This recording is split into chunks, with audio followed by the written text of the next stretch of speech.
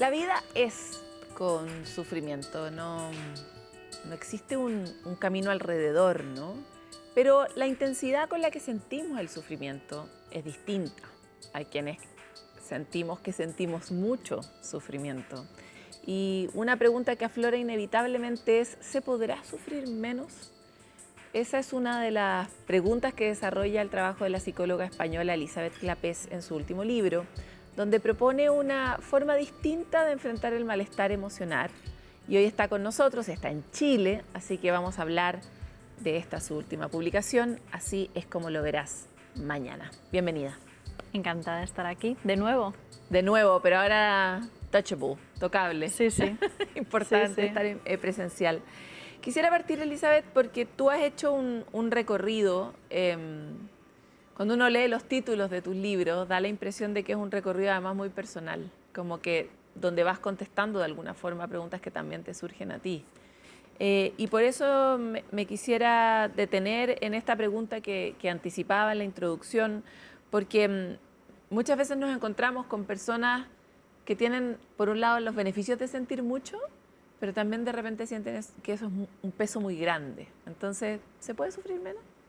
Sí, pero hay que aprender a discernir entre cuando una persona vive muy intensamente hasta un punto de vista psicopatológico que le genera un malestar que es clínicamente significativo y evidentemente ahí necesita una ayuda especializada porque quizá detrás de esto hay un diagnóstico, ¿vale? Personas que viven en los extremos, personas muy inestables, personas que la tristeza la sienten con mucha fuerza, la alegría con mucha fuerza y luego pues pasan también del amor al odio de forma muy rápida con las personas, de la idealización a la devaluación. Entonces esto es importante diferenciarlo a lo que yo me refiero, ¿no? Con este libro vengo a hablar de ese sufrimiento innecesario que tenemos esas personas que tendemos a la rumiación, que tendemos a anticipar, que tendemos a sobrellevar muy mal la incertidumbre, ¿no? Entonces sí es posible dentro de este marco sufrir menos, pero no es tan importante sufrir menos como sufrir de forma proporcional a lo que nos pasa.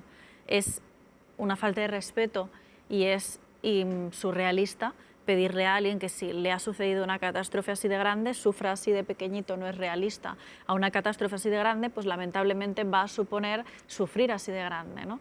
El problema está en cuando pasa algo pequeñito y el sufrimiento también es desproporcionado, que esto pasa a muchísimas personas, ¿no? Entonces no es tanto el dejar de sufrir o el sufrir, no sufrir o sufrir menos en todo, sino siempre intentar sufrir de forma proporcional, aprender a sufrir de forma proporcional, relativizando el tamaño de los problemas. Hay algo que es interesante de lo que estás planteando y es que como las emociones muchas veces las tratamos de imaginar como agua, ¿no? Porque tienen características parecidas al agua, son inatrapables, nos cuesta ponerles palabras, fluyen a veces de formas muy intensas, otras más sutiles, está llena de cosas que no tiene lenguaje, ¿no?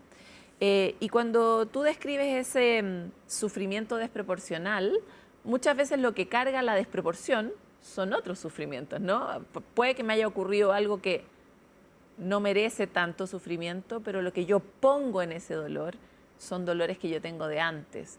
Entonces, ¿cómo uno encuentra la manera de ajustar esa medida cuando muchas veces, en realidad, las personas que tienen mucha rumiación y que en realidad acarrean traumas, dolores muy antiguos de infancia?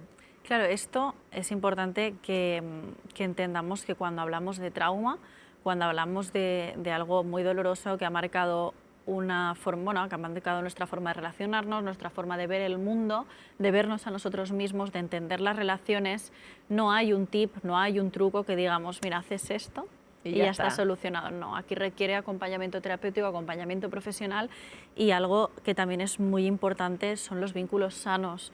De hecho, no hay nada que sane más que un vínculo sano después de un vínculo que no lo fue.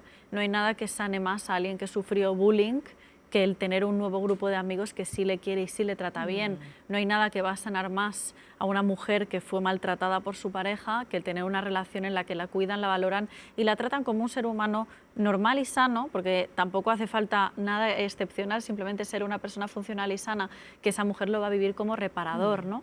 Entonces, sí que es cierto que la terapia es muy importante, pero los vínculos sanos, las personas sanas, y de ahí la importancia también de cortar aquellos vínculos que no lo son, que esto lo hablo mucho en el libro de Tú no eres el problema, en el anterior a este que acaba de salir, y hablamos precisamente de esto. Te hago esta pregunta porque probablemente lo que le pasa a muchas personas que nos escuchan es que se hace la pregunta a sí mismo sobre si lo que le pasa es algo que está en el ámbito de lo que se puede abordar o algo que está en el ámbito de algo que debería pedir ayuda profesional.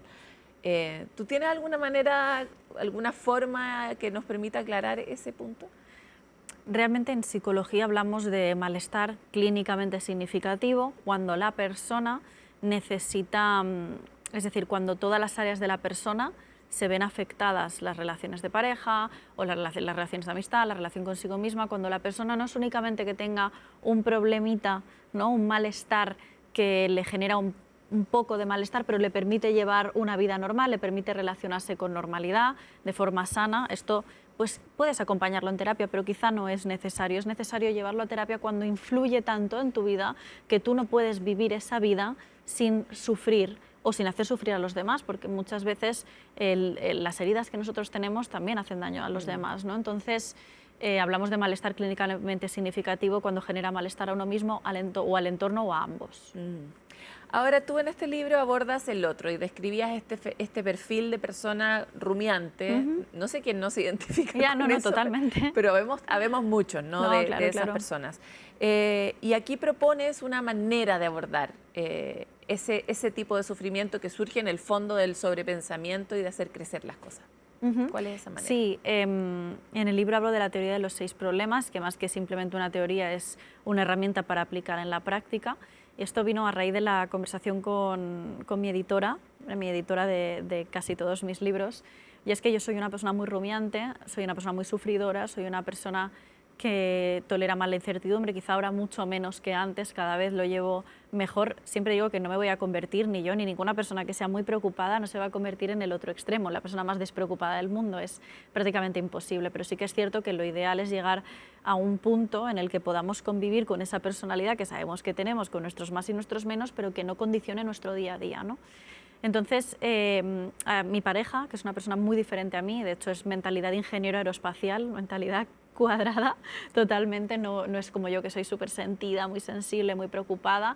Él no lo es, y él es una persona muy pragmática y muy, bueno, es enfocado a las soluciones, que yo lo llamo, ¿no?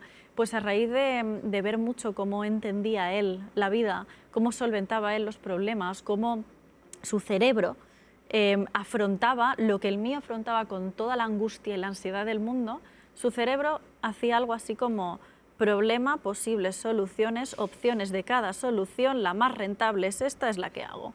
Era una cosa como un ordenador. Entonces, para mí eso era obviamente inviable, porque mi cerebro no funciona así, ¿no? Pero sí que es cierto que encontré como un equilibrio entre su forma de funcionar y de lo que yo podía aprender de él y llevármelo a mi terreno, siendo psicóloga y siendo una persona muy sufridora y muy sensible.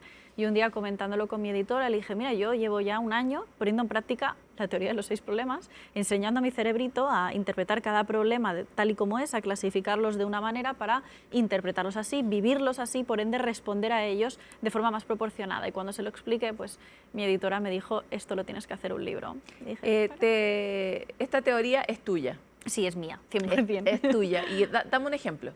Pues mira, la teoría de los 6 problemas, en ella divido pues, los problemas en 6 categorías, que las hemos llamado como caldría, me sale en catalán, perdón, habría que desarrollarlas, ¿no? Pero la primera sería la parte de tu vida, bendito problema, es la primera. Luego hablamos de parte de tu vida, hablamos de los retos, hablamos de los agentes de cambio, de los precursores de cambio, hablamos de las catástrofes. Entonces hay varios tipos de problema, y el mío, mi favorito, que no sé otras personas, pero a mí es algo que me cambió la vida realmente, es el entender un problema como un precursor de cambio, ¿no? Es decir, los problemas los podemos categorizar en diferentes categorías, que son algunas de las que acabo de mencionar ahora, y uno de ellos es el precursor de cambio. Y es que los problemas tendemos a interpretarlos: me pasa algo malo, y para mí yo reacciono con malestar, evidentemente, muchas veces de forma desproporcionada, y entiendo que todo lo que me pasa, todo lo malo son problemas. Pues que no todos son problemas, o sí, pero dentro de cada problema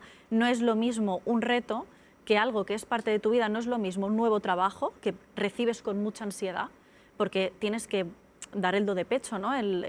Bueno, al afrontar un nuevo puesto de trabajo no es el mismo problema que te diagnostiquen una enfermedad crónica, que sería pues, parte de tu vida, algo con lo que tienes que aprender a vivir. No es lo mismo que fallezca tu madre, que sería una catástrofe, tampoco es lo mismo que algo que yo llamo los problemas, que los precursores de cambio, que son aquellas cosas que te pasan en la vida, que tú las vives como un problema cuando realmente es una situación que te está generando malestar porque te está empujando a cambiar algo de tu vida. Y aquí un ejemplo maravilloso son las relaciones de maltrato, las relaciones, ya no de maltrato, en las que no somos felices, ¿no? Las relaciones que nos hacen daño.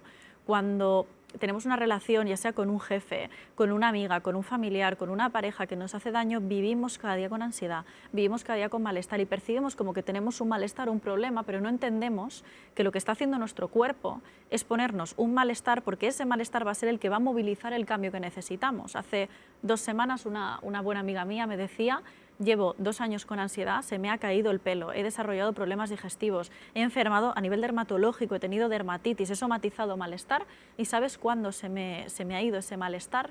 Cuando he cambiado de trabajo y he dejado de tener que aguantar a mi jefe. Y claro, pues ese malestar, eso que ella percibía como un problema, la dermatitis, la ansiedad, los problemas de sueño, que todo lo que ella tenía eran precursores de cambio, era aquello que le estaba pasando, aquello que le estaba gritando que tenía que cambiar algo en su vida. Claro, igual lo que nos pasa mucho en este tiempo, que tenemos grandes facilidades para disociarnos, Sí. es que eso también requiere una atención sobre uno, ¿no? Sí. Sobre la manera en la que el cuerpo reacciona, sobre saber nombrar lo que siento cuando estoy delante tuyo, si es que estoy incómoda, ¿no? Como ponerle nombre a esta cosa que me pasa, a eso que a veces englobamos solamente en ansiedad o solamente Sí. en enojo. Entonces, ¿qué sugerencias harías? Porque de alguna forma, para poder tener este nivel de claridad y poder clasificar algo, Hay que escucharse. Sí, hay una frase que yo digo mucho y que está en todos mis libros, creo que es: si tu cuerpo habla y si no lo escuchas, grita, y si tampoco lo escuchas, gritará tan fuerte que no te permitirá escuchar nada más. Hay una gran especialista, se llama Natalia Seijo, que está especializada en enfermedades psicosomáticas, en cómo el cuerpo manifiesta con síntomas físicos el dolor psicológico, y algo de lo que hablan mucho ellas, de escuchar al cuerpo. Y a día de hoy los psicólogos, gracias a profesionales como ella, estamos empezando a hablar de esto en voz alta, de escuchar al cuerpo. Y escuchar al cuerpo, al menos cada uno lo puede poner en práctica como quiera. Hay personas que hacen yoga, hay personas que hacen mindfulness, hay personas que conectan a través de su cuerpo con actividades que les hacen, bueno, que les hacen entrar en ese estado de flow que se dice, ¿no?, en español. Para mí es algo tan sencillo, sencillo no, yo he aprendido por las malas, a base de somatizaciones y a base de malestar, mucho malestar físico, he aprendido a lo que yo llamo mirar hacia adentro.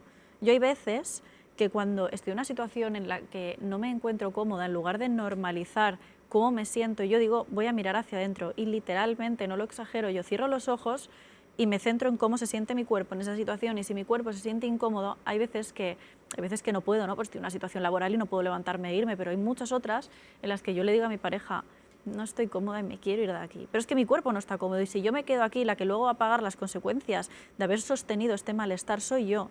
He rechazado trabajos, afortunadamente, yo sé que esto es un privilegio, afortunadamente me he podido permitir rechazar trabajos que eran muy buenas ofertas laborales para trabajar para empresas muy buenas, solo por el hecho de que la persona que me estaba contratando y que yo sabía que iba a ser mi jefa o mi jefe era una malísima persona, o al menos mi cuerpo lo estaba percibiendo como tal. En otra época de mi vida yo lo hubiese ignorado, pero ahora, cada vez que cuelgo una llamada, cada vez que estoy con una persona, cada vez que estoy en una situación, miro hacia adentro, veo cómo me siento, porque ya he aprendido las consecuencias, ¿no? Entonces, a veces simplemente hay que pararse y mirar hacia adentro y hacer un mapa, un escaneo corporal de cómo nos sentimos y dónde, ¿no? Y hay profesionales que preguntan dónde lo sientes, qué forma tiene. Yo normalmente la ansiedad la siento en el pecho. Hay otras personas que te dicen que en la cara, que en las extremidades, normalmente esto va más asociado a la ira, pero ubicar cómo se siente el cuerpo, dónde se siente, qué forma tiene, ¿no?, lo que sentimos. existen otras categorías que tú misma mencionabas, como por ejemplo las catástrofes. ¿De qué manera leer este libro podría ayudarme a vivir esa catástrofe mejor? Realmente, las catástrofes, para quien no haya leído el libro, son aquellas circunstancias que nos pasan muy puntuales en la vida, tienen fecha y hora, tienen aniversario propio, como podría ser el fallecimiento de alguien importante, el día que te diagnosticaron una enfermedad crónica o terminal, ¿no? Cosas que, bueno, un accidente de coche, cosas que no puedes cambiar, que te caen en la vida como un jarro de agua fría y te caen y tú no puedes hacer nada. No es algo que digas, es un precursor de cambio, puedo cambiar algo para que me deje de doler o es parte de mi vida, simplemente lo voy a aceptar porque me va a acompañar toda la vida. No, es un jarro de agua fría. Es un jarro de agua fría como la muerte de un familiar, de un padre, de una madre, de un hijo, que te cae como un jarro de agua fría, tú no puedes hacer absolutamente nada, sabes que dentro de un tiempo dolerá menos, porque el tiempo es lo que tiene, la terapia, el acompañamiento por parte de a quienes queremos, pero en este momento te vas a morir de dolor. Estos son las catástrofes, ¿no? Ese tipo de dolor que te mata. Bueno, no te mata realmente, pero sientes que te mueres, ¿no? Y es muy duro porque yo siempre digo que son eventos que tienen aniversario, porque tú cada año sabes el día que es, ¿no? Estos son las catástrofes. Entonces, las catástrofes no hay forma de que duelan menos. Y no es sano que duelan menos. Hay que permitir que, lamentablemente, ojalá hubiera una forma, ¿no? de que no fuera así, aunque realmente el ser humano también se construye con sufrimiento, lamentablemente, ¿no? Forma parte de la vida de prácticamente todo el mundo. Tampoco sería realista pedir que no fuera así, porque para ti lo que es una catástrofe, para otra persona, bueno, el equilibrio de la vida, ¿no? Y la catástrofe, ese dolor que trae a tu vida es un dolor que lamentablemente te tiene que atravesar, y el ejemplo que pongo en el libro es que este tipo de dolor, digamos que llega de fuera, entra en tu cuerpo y poco a poco va saliendo, yo me lo imagino por la espalda, que soy muy visual, ¿no? Me entra por delante, queda dentro y después sale por la espalda, el como te atraviesa como una daga, como una espada, y tienes que dejar que te atraviese porque todo el dolor que no sufres en el momento queda pendiente de ser sufrido, a ti te queda una deuda. De aquí vienen muchas veces las somatizaciones, que al cabo de 10 años, o de 5 o de meses a veces, ¿no? Empiezas a estar mal, a tener ansiedad, a tener pesadillas, o una depresión también viene muchas veces por todo el dolor no llorado, por todo lo que no nos hemos permitido sufrir. Entonces, el libro, más que ofrecer en este caso una solución o una herramienta para que duela menos, así como en otras partes sí que lo hablamos un poco más, aquí es un acompañamiento mientras duele, porque simplemente hay que dejar que te atraviese, porque no hay otra forma saludable de vivirlo, lamentablemente, y por ahora. Por ahora. Me gustaría entender cuando tú me dijiste me ha cambiado la vida, enfrentar, integrar esta manera que tiene tu pareja, que es tan distinta de la tuya. ¿En qué sentido te ha cambiado la vida? Realmente, cuando decía que me ha cambiado la vida, me refería al problema precursor de cambio. A mí, en mi caso, me cambió la vida porque yo me pasé muchos años en una relación de maltrato que fue francamente horrible, lo peor que me ha pasado en la vida, con muchísima diferencia. Es lamentablemente una persona, ¿no? Qué triste, a veces lo pienso, qué triste ser lo peor que le ha pasado en la vida a otro. Pero sí, me pasé muchos años mal, con ansiedad, triste, angustiada, pensando que mi vida era horrible, y era la persona con la que yo estaba viviendo, ¿no? Mi pareja de aquel momento, que era un monstruo, literalmente un monstruo, y me di cuenta que fue tan sencillo. Hay una canción de una cantante española que se llama Bebé, que dice que a veces el miedo se va tan rápido como cerrando una puerta, ¿no? Que a veces el miedo se va con un solo portazo, dice en la canción. Pues yo aprendí que a veces el dolor se va con un portazo, cambiando la cerradura de casa para que no vuelva a entrar alguien, levantándote de una mesa, cortando un vínculo, ¿no? Y para mí el dolor fue simplemente esperar a que saliera por la puerta, cerrar por dentro y pedir a mi familia que me ayudaran a que no volviera a entrar nunca más. Entonces, a partir de ahí entendí que había mucho dolor en mi vida, o sea, bueno, no, realmente no, pero que muchos de los dolores que había en mi vida y en la vida de otras personas eran dolores que lo único que esperaba ese dolor es que tú cambies algo de tu vida, que no siempre es un dolor con el que tú tengas que vivir, algo con lo que tengas que conformarte, algo que forme parte de tu vida y te tengas que aguantar y ya está, ¿no? A veces basta que cambies algo, ya está, ¿no? Y para mí eso fue lo que me cambió la vida, tan fácil como cerrar la puerta por dentro, obviamente, y después vienen todas las acciones legales que muchas veces hay que tomar, ¿no? Porque necesitamos ayuda a veces algunas mujeres, pero tan fácil como cerrar una puerta, ¿no? Entonces eso fue lo que me cambió la vida. Por supuesto, la teoría de los 6 problemas en general a mí me ayudó a ver la vida de otra manera, me ayudó a ver el sufrimiento de otra manera, y esto igual para otras personas, ¿no? Igual hay personas que lo leen y dicen, pues sí, pues a mí no me ayudó nada, respetable. A mí precisamente he escrito el libro porque a mí me funcionó desde el primer día. Sí que es verdad que no voy a venderlo como la solución definitiva para los problemas de todo el mundo, por supuesto que no, pero a mí me ha ayudado a ver los problemas de otra manera y sobre todo a que no se me hagan montañas todos los problemas, sino solo aquellos que realmente son catástrofes. Obviamente se me harán una montaña porque son una montaña, pero he aprendido como a relativizar mucho mejor desde entonces. Claro, también has vivido lo que has vivido, ¿no? Sí. Y eso es interesante de mirar porque fue fácil cuando pudo ser fácil. Probablemente no habrías podido cerrar la puerta antes. O sea, Sí. lo que quiero decir muchas veces, sobre todo en relaciones tóxicas, el circuito es difícil de reconocer Mucho. y la valentía es difícil de tener también, ¿no? Como Sí, porque uno se imagina que muchas otras cosas, otras catástrofes podrían ocurrir si uno dejara esas sí, relaciones. ese es el problema, que cuando tú estás dentro piensas que lo peor que te puede pasar, es decir, que cuando tú sales de ahí, es horrible lo que viene después, como que no vas a conocer a nadie mejor, que te espera la soledad, el no voy a poder vivir por mí misma. Yo también pensaba eso, yo dependía de él para todo, ¿no? Pero es que nada es tan horrible como estar al lado de un maltratador, te lo garantizo. Y yo ahora pienso, wow, podría ser que en aquel momento tuve la oportunidad de salir. No, la tuve 1000 veces antes, vino la policía, estuve en un hospital, mis padres me ofrecieron ayuda, mis amigas me gritaron, por favor, que hubo una amiga que me acordaré toda la vida, me dijo, es que si tú sigues en esta relación, la próxima vez que nos veremos será en tu entierro. Esa frase se me ha quedado grabadísima porque es muy duro, ¿no? Entonces tuve 1000 oportunidades de salir, pero yo no lo veía, había una visión túnel, como la visión de las personas que sufren depresión, que piensan que no hay salida, pues yo lo veía igual, pero es mentira. Es que es una absoluta mentira. Yo no digo que todas las relaciones sean igual de... Es decir, que hay mujeres en situaciones de dependencia económica y con dependencia que no es tan fácil, pero la vida normalmente, cuando tú sales de una relación así, parece que no, pero en algún momento se abre una ventana, se abre una puerta. Es que realmente me niego y me negué a pensar que la única salida de una relación así era el ataúd. Me niego. Prefiero quedarme sin dinero, prefiero quedarme en la calle y luego ver por dónde me sale la vida. Es que si me quedo aquí voy a salir en ataúd, y en mi caso era así. O sea, yo estuve a esto de salir en ataúd. Entonces, no, para mí no hubo otra vía. Yo hubo un día que dije, mira, es que me va a matar, ¿no? Entonces, entre que me mate y es que no, para mí no hubo otra opción. Yo siempre digo, no es valentía, yo salí por desgaste, yo salí arrastrándome por el suelo como diciendo, mira, que sea lo que Dios quiera, igual luego me muero de tristeza, pero nada pasó, nada de todo lo horrible que pensaba, nada pasó. Pero no salí por valentía, yo no hubo un día que dije, me armo de valor y voy a salir. No, salí porque ya es que lo siguiente era morirme. Le pasa a muchas mujeres Muchas. Y muchas no salen. Y quisiera volver ya a una escala mucho más personal, ¿no? Como te decía al inicio, cuando leía todos los libros que has escrito, es como la ruta, es una ruta muy personal de transformación, de descubrimiento, de florecimiento. ¿Cuál sería tu mensaje también? Porque hay muchas mujeres que están allá atrapadas, ¿no?